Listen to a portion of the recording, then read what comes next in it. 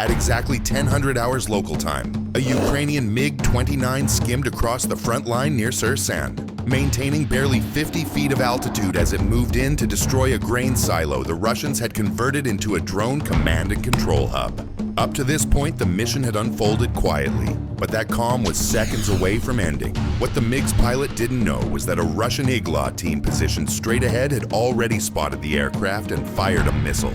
A twisting trail of smoke curled upward, the missile already steering, its seeker head locked firmly onto the engine's heat signature. Reacting instantly, the pilot snapped the jet hard left, then pulled sharply right, cutting across the missile's predicted path and forcing it to overshoot. But that first missile was only the beginning. Within the next 4 seconds, 3 more launches erupted from different angles. Russian troops were shooting without waiting for a proper lock, hoping the missile's proximity fuse would make up for their rushed aim. His SPO-15 Beriosa radar warning receiver stayed completely silent. These old Soviet systems can only detect radar-guided threats, not passive infrared missiles, like a smoke detector unable to sense actual flames, only the smoke. The only warning he had came from the rising smoke plumes as all 3 missiles tried to converge on him at once. The pilot hauled the jet into a maximum rate brake turn, pulling 9 Gs that crushed him into the seat. The missiles couldn't match the maneuver. All 3 shot past harmlessly,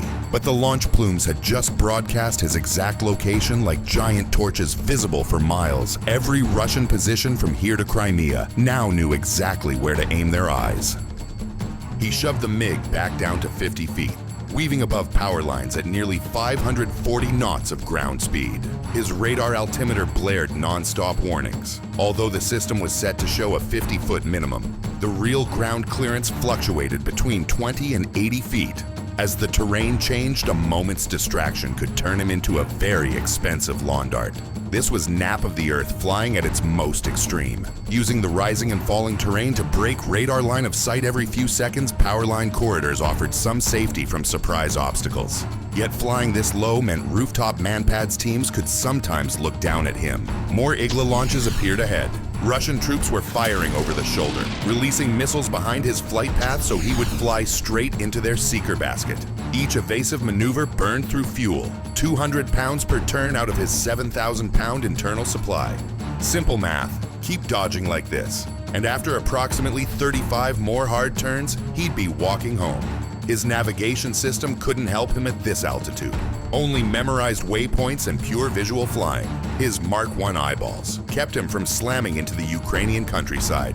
Even though he kept dodging missile after missile, a P-18 Spoon rest radar began catching faint returns. This Vietnam-era VHF system operates at 150 to 170 megahertz, with wavelengths that penetrate terrain better than modern X-band radars. It's similar to hearing the bass from your neighbor's music, even when the vocals are muffled. The radar operator was starting to notice a repeating pattern in the brief contacts, and had already alerted a Pantsir crew 12 kilometers ahead about the MiG's likely route, assuming he could even survive the next wave of incoming Iglas. The newest Iglas chasing him were equipped with seekers able to see both near-IR and mid-IR heat signatures, specially engineered to resist flares. His twin 30mm chaff flare dispensers carried only 60 cartridges total, and he had already burned through 6. The math was getting uglier by the second. Another checkpoint took a shot, but hitting a jet flying 540 knots from a standing start was like trying to hit a speeding bullet using a rock. The missile went dumb almost instantly and spiraled into a nearby field. Banking around a radio tower, the pilot glanced behind him, clear for the moment. But new smoke trails were rising from the positions he had just passed. Russian units were already relaying warnings, steering every air defense system toward his likely path. The entire occupied region was waking up like he had kicked a massive anthill. His SPO-15 finally started chirping. Search radars were powering up, sweeping the sky, trying to paint his aircraft long enough to establish a track in minutes. Every SAM system within 50 miles would pinpoint his location. But first he had to survive the next half minute. A MANPADS team suddenly appeared on a factory rooftop, missile already leaving the rail, forcing him to climb to 200 feet. It was a dangerous altitude, but better than taking a direct hit. The moment he climbed, the SPO-15 threat display lit up with multiple radar sources, different systems locking, each spike indicating a separate threat. The Pantsir's 1RS-2E radar was toggling rapidly between search mode, 40-kilometer range, and track mode, 20-kilometer, trying to lock him for a shot. Search mode is like a rotating lighthouse beam. Track mode is like a fixed spotlight. Once it switched to track, he'd have only seconds before missile launch. He countered with a notch maneuver, turning perpendicular to the radar beam so that his movement matched ground clutter, making him disappear into the background noise. But this forced him off his planned route, adding extra miles and burning more fuel he couldn't afford to lose. Every defensive move was a trade-off. Survive right now or have enough fuel to make it home. Meanwhile, the Russians were setting up a textbook SAM trap. The old P-18 radar flushed him out, its long wavelengths revealing his presence. Then the X-band fire control radars would take over, like using a bloodhound to locate someone and then sending attack dogs to finish the job. A Torum 2 system had also begun powering up. These systems need 3 full minutes to activate their 9A331 phased array radar. Once online, it can track 48 targets at once and engage up to 4 simultaneously. At his current speed, he would enter its engagement envelope in less than 2 minutes. As if that weren't enough, the Krasuka 4 electronic warfare system joined in, jamming GPS signals across the L1 and L2 bands, 1,575 and 1,227 megahertz. His GPS receiver flickered. 8 satellites dropped to 5, then 4. The JDAM needed 8 satellites for full precision, offering under 5-meter accuracy. With only 4 satellites, the error could expand to 30 meters, enough to miss the building and hit a nearby parking lot instead. But Ukrainian engineers had anticipated Russian jamming. Their modified JDAM-ER carried an upgraded inertial navigation system using ring laser gyros. Even with 0 GPS, it could maintain about 10-meter accuracy for 2 minutes by tracking every tiny change since launch. The pilot switched his systems to BIT. Built-in test data streamed through the modified Ukrainian pylon. This entire setup wasn't supposed to function. American weapons carried by a Soviet-built fighter, but Ukrainian technicians had essentially bypassed the incompatibility with a hot-wired USB connection between 2 mismatched systems. GPS data was uploaded, INS gyros spun up. Battery levels showed 27 minutes of power. He needed only 90 seconds for the bomb's 40-mile glide. All indicators were green. He programmed the backup impact mode with 3 switch toggles. If GPS died entirely, the JDAM would fall back on barometric and inertial guidance, not ideal, but still workable.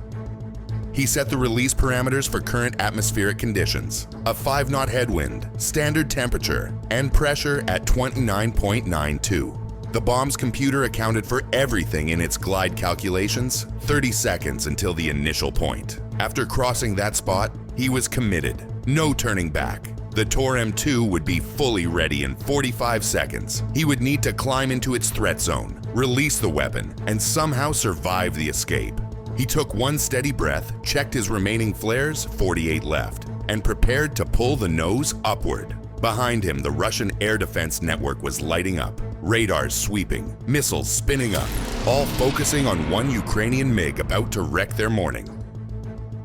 The initial point hit the aircraft like a physical blow. The pilot yanked the control stick hard against his torso, crushing himself under 5 Gs as the MiG's nose pitched sharply upward. Both RD-33 engines roared into full afterburner, unleashing 36,600 pounds of thrust and practically turning the jet into a vertical launch vehicle. The climb rate surged past 280 meters per second, and the altimeter numbers spun upward so fast they looked unreal. This was the classic high-speed yo-yo maneuver, converting his 540-knot dash into altitude the same way a roller coaster uses momentum to crest its tallest hill. But as he climbed, the tone in his SPO-15 threat receiver changed. The slow, sweeping weep-weep of search mode snapped into the continuous heart-stopping warning that every fighter pilot dreads the Torum 2 had achieved a solid lock. Through the HUD, he could watch his airspeed bleeding off with every second of sustained climb. 480 knots, 420, 380. He needed to be at 15,000 feet before slipping below 180 knots, the stall threshold when hauling external stores. The timing was brutal. He had exactly a 4-second release window. Drop too early, and the JDAM wouldn't have enough energy for its 40-mile glide. Drop too late, and he'd be hanging in the air like a target with a missile inbound. And then it happened. The Tor M2 launched. He didn't see the missile, but the SP-015 shrieked the moment its guidance activated. A 9M331 interceptor was now airborne, screaming toward him at 850 meters per second, capable of reaching targets up to 15 kilometers out and 10 kilometers high. Time to impact, 11 seconds. JDAM release, 6 seconds. He had to keep the aircraft absolutely steady. Any maneuvering could destabilize the weapon during separation, sending it tumbling instead of gliding, so he forced himself to hold the climb. At 12,000 feet, airspeed dropped to 250 knots. The incoming missile rode a command-guided link, with the ground radar updating its intercept position 10 times a second. The Russian operator was skilled. Even with the MiG climbing nearly vertical, lock was maintained. 13,000 feet, 220 knots. The stall warning started chirping. The plane was nearing the edge of controllable flight 14,000 feet, 200 knots. Almost there. At precisely 15,000 feet, showing 185 knots, he hit the pickle button. 28 firing signals shot through the pylon interface, igniting the explosive bolts with a heavy metallic thump that he could feel through the airframe. The 500-pound bomb dropped away, wobbling at first until its GPS receiver grabbed satellite lock and the internal guidance computer took command. A puff of smoke marked the deployment of its diamond-shaped glide wings, and the JDAM immediately began arcing toward its 40-mile target. The Russian drone operators inside the converted grain tower. But he wasn't done. He still needed 2 more seconds of stable, predictable flight for the bomb to clear the jet safely. 2 seconds felt like an eternity with a missile closing at more than Mach 2 1001. 1002. Separation confirmed. Now he could fight back. Rolling the MiG inverted, he pulled into a hard split S, plunging back toward the ground. 6 B-series chaff cartridges burst from the dispensers, expanding into a massive 100-meter-wide cloud of radar reflective strips. The Russian operator switched over to his optical backup feed, trying to steer the missile manually using a basic TV camera. But the experience was like playing the world's deadliest video game with massive input delay while someone hurled tinfoil across your screen. The pilot timed his dive perfectly, forcing the missile to overshoot, putting it directly above him just as its proximity fuse armed at 500 meters. The warhead went off 300 meters away, close enough that tungsten fragments sprayed outward like a shotgun blast. One shard tore straight through the port engine's compressor section with a metallic crack, like a hammer striking a steel bell. Exhaust temperatures instantly spiked into the danger zone. The pilot throttled back, idled the engine, and then shut it down entirely. No fire warning. A relief, but he had still lost half his thrust 40 miles behind enemy lines. The MiG-29 was built by engineers who assumed everything would fail sooner or later. Flying on one engine was absolutely possible, just not great when half the Russian military seemed determined to shoot you down. The MiG tore over Holopristan at roughly 800 feet, and the entire city erupted.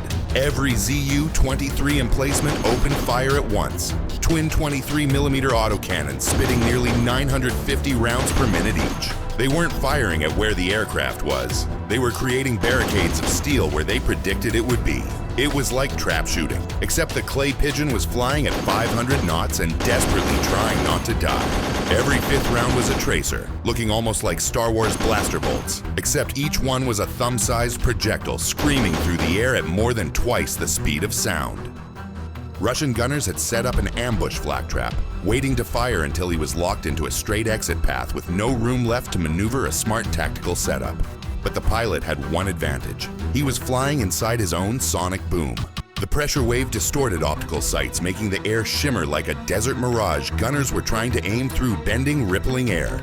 Their shots drifting wide. Then he began jinking, random 2 to 3 G-turns every couple seconds to break their tracking solutions. With 2 engines, this would be standard procedure. With 1 engine and weakening hydraulics, it felt like attempting surgery while riding a mechanical bull. The yellow hydraulic warning light, which had been glowing since the shrapnel hit, now turned red. Primary hydraulics failed. The backup system automatically kicked in, but it only delivered about 30% control authority. Every input on the stick now required enormous force. Every adjustment became 10 times harder. 23mm rounds began hitting home. The cockpit echoed with the brutal sound of metal punching through aluminum panels. The pilot countered with rudder input, and differential thrust. Except he only had one engine left. Each system failure triggered another. The MiG was becoming harder to tame with every hit. Through the chaos, he spotted Ukrainian territory ahead, maybe 35 miles out. The aircraft barely responded to controls, but it was still airborne because Soviet designers built these machines like airborne armor. Triple redundant systems let the jet remain functional even with half the airframe damaged.